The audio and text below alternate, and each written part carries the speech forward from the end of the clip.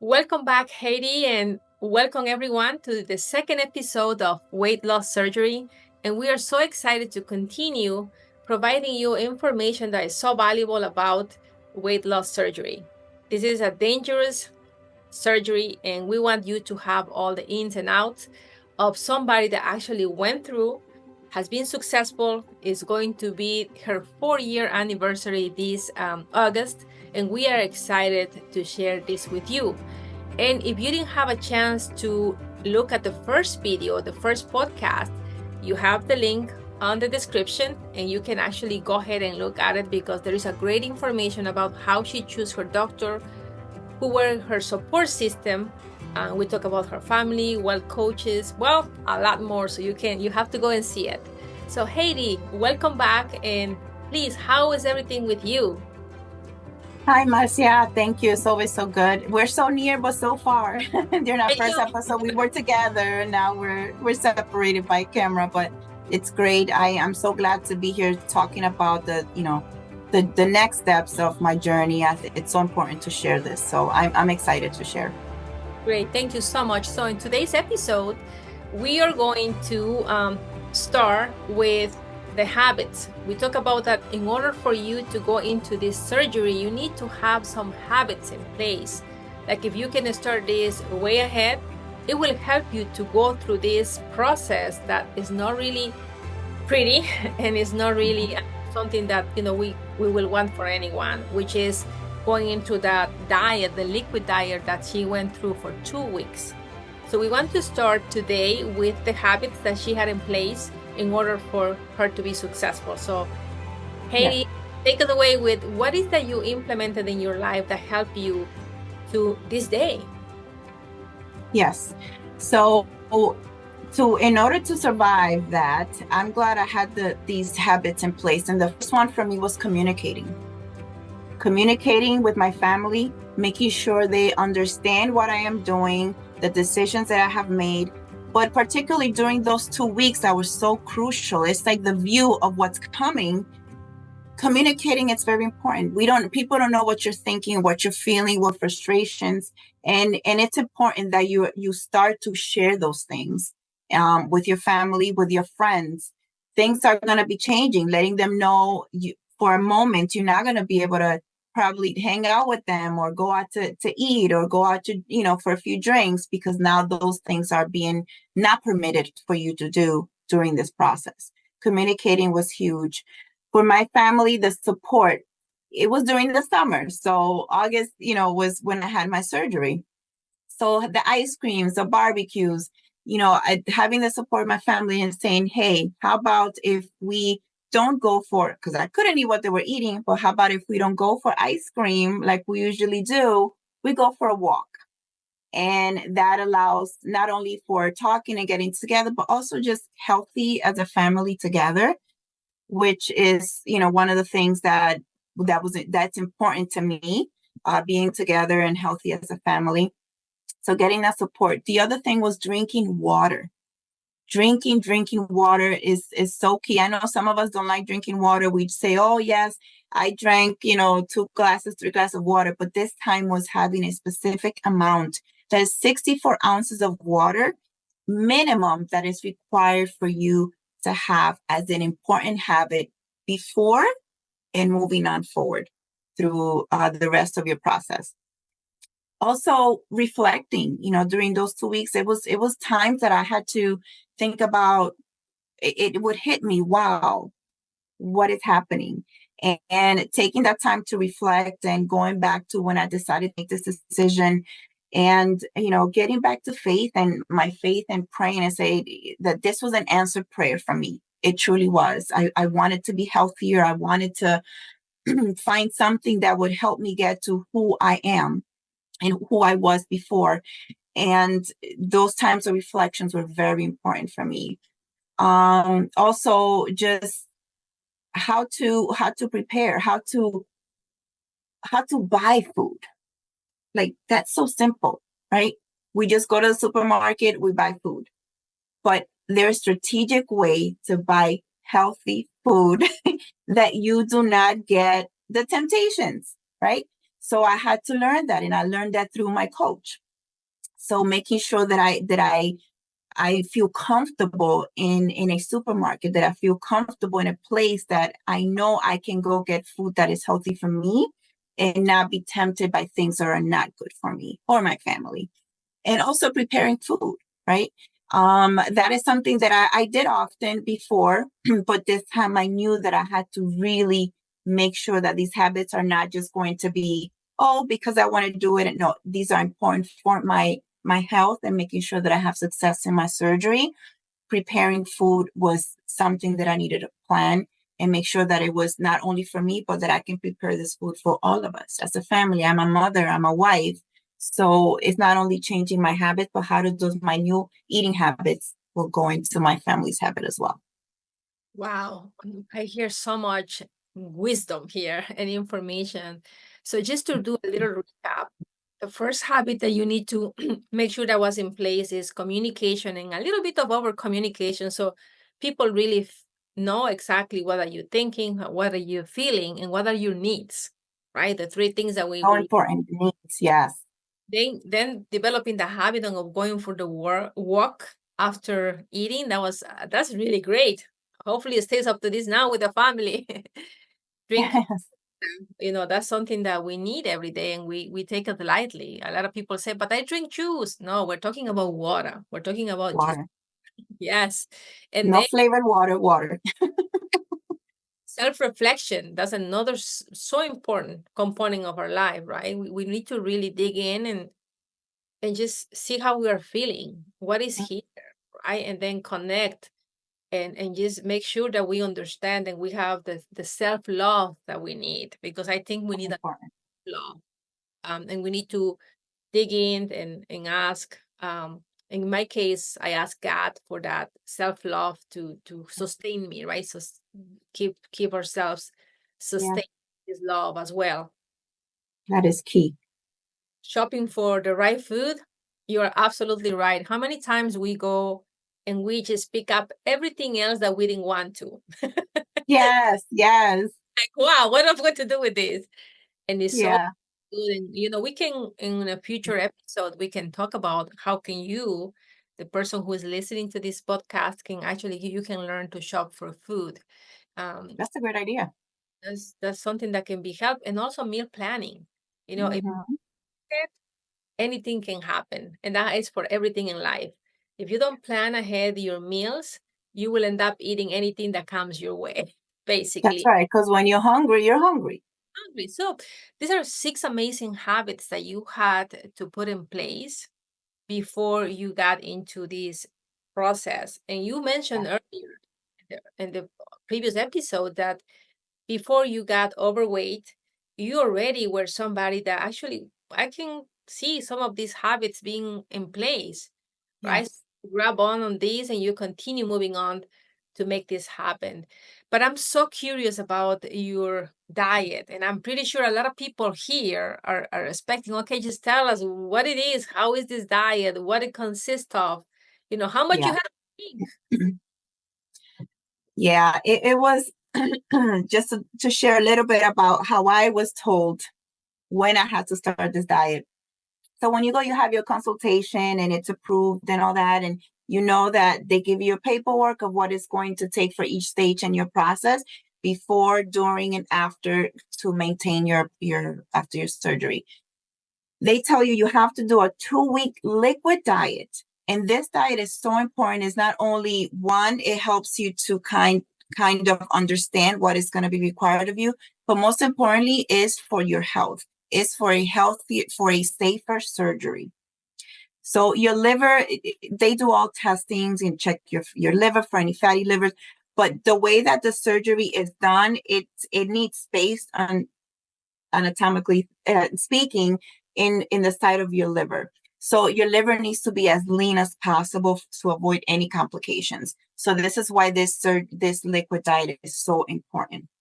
So I had my original date planned with one procedure. Due to some complications with my own health before, things that they found that I was not able to have the one procedure, then it switched to another. Therefore, it moved my surgery up. So the phone call was, while I was driving, the phone call was, well, guess what? Due to X, Y, and Z, your liquid diet now, that means you start tomorrow. Wow. In the middle of summer, yes, I had it in my mind. My mind said, okay, this is required of me. I'm going to need this diet. I had all my things purchased, but to start right away now, whatever you had planned has to go out the window. So it creates some frustration. It creates some confusion but it was tough. It was tough. I had to do 3 or 4 shakes a day. We had sugar-free gelatin and sugar-free drinks. So that's what consisted of our day when you of my day when you are in that liquid diet. So as your family is eating and enjoying dinner, enjoying all these meals, you're there with your jug of water. So I purchased a big jug like this. I've never thought I would find a jug this big. And it was exactly 64 ounces. And I would fill up that jug in the morning. And I knew that this is my best friend throughout the rest of my day. Wow. Yeah. So I want to just go back a little bit and something that you mentioned that for the liver to be leaner and Yes. cleaner is Leaner. the reason why they do this diet. And by no means, if whoever is listening, you should never do this without your doctor guiding you, because this is something that they do preparing you for a big surgery. So please, listen to your doctor, make sure that you get medical advice, and don't try to do it on your own. We really Oh, we recommend that, because we are not doctors. We are just we're health coaches, and we're sharing a story of somebody that went through this surgery. So by no means, please do this to clean your liver or to make it lean. no, it's not a liver cleanser. It's just something that is required for these procedures specifically. So yes, I agree. Please check with your doctor. Make sure you follow everything your doctor tells you. Yes, do your research, but make sure you follow your doctor's instructions to the T. Yes. And something that you also mentioned here, when you said that you just got a phone call, right? And they just told you, okay, you're starting tomorrow, right? I am pretty sure that through your mind, you probably had doubts. Should I do this? It's summertime. Should I postpone this? Come on, everybody's going to be eating barbecues, and I am going to be listening and watching. And also something else I wanted to ask you, when you said that there were some conditions, so we're talking about preconditions, right? Medical preconditions, Yes, medical preconditions. Yes, and that can be the case also for somebody that is listening. So yes. that's the reason why we hunt on those habits that help Heidi to go through this process. So just let us know a little bit more about what doubts did you had in your mind when you got the phone call, even though you were surprised. Yeah, the doubt really came from me when it was now time. And it was now time to start this and during. And really, it really started after the first week. Yes, this is hard. The first week was excruciating. The second week was still hard, but not as difficult. And that's when I started thinking, and you start feeling you automatically start feeling good if you're not putting certain things in your body like sugar or fats or anything like that. Your body naturally feels good, right? So I said, well, if I'm doing this, I feel good. Why can't I just continue doing this? And I'm like, why do I have to go through this? Why should I put myself through the surgery when I can just continue doing this, right? Well, But it wasn't reality, right? It wasn't reality. But the difference was that I was being told that I had to do it because there's complications, there's health safety involved. So that put the pressure on me, but I didn't realize it as I was asking myself that. So that was my why, as you mentioned in our first episode, right? When we were talking about the why. So for that specific diet, that was the why. But if I remove that why, would I really truly stay doing these liquid diets or as often, even though it's not healthy? But just the point was that if I'm losing, I could feel I was losing weight because I lost 10 pounds in those 2 weeks, but it wasn't realistic because it was just for that purpose. but it's not something that I will be able to continue throughout because it wasn't realistic. But those were my moments of doubt. And I said, why put my body through this, change my anatomy, when I can just keep these habits of this liquid diet and do it as often. So that was my mind kind of thinking, but it wasn't realistic. So With you were bargaining with your thoughts with and myself, yes. and we just want to mention to the audience that it is absolutely normal to go through this process. You're going to have doubts. You're going to have second questions, and that's okay. And my advice to you is talk to your doctor. Don't just decide it and just do it, but just talk to your doctor and let him know, let her know that you're having these thoughts. Talk to somebody that you trust dearly in your home and just share with this person. Don't hold it in because that also is not healthy for you for this process. Holding things up, Yes. it just hurts your body. So talk to somebody if you're having these thoughts and if you're having these doubts because it's absolutely normal. Yes. And it's, I'm glad you mentioned that, Marcia, because if that's one of the ways that you know if you have the right physician, you're in the right hands, is because you have that support. You're able to call, you're able to ask any questions, you're able to have them on speed dial and say, listen, I'm having these doubts, I'm having this question, what can I do with this? And I had that support. Just even speaking with the nutritionist, they just having that other person that understands what you're going through, that has heard these questions, have heard it and seen it all, it gives you a sense of peace. So that is important for you to have someone to call before, during, and after, which that I will speak about in our next session. Yeah. And this process is just a roller coaster, not only for your mind, right? Because your mind is like with these up and downs of thoughts, but also for your body. Yes. Is suddenly eating only liquid. They used to eat some really good piece of cake, and now you're giving me liquids. What's going on? So it will react, right? So that your body Yes, also, you get angry. you get angry. And what Angry. angry? Yes. Angry. You get angry. So and Like, not right now, please. Not right now. I need a moment. it's hard, right? And you can stop just smelling all the barbecues in the yards that people are. Yes. It's hard. So we are with you, and you're going through this. We are with you, and we want to support you. We want to understand. We want to help you. And if you have thoughts and questions, please let us know. We are happy to help you with that and give you Yes. some words of encouragement and perhaps give you some guidance or light. Um, Yes. when you talk about the 2 weeks liquid, right? Mm-hmm. Mm-hmm. I love the fact that you said that you bought something really big that was 64 ounces. A big jug of water.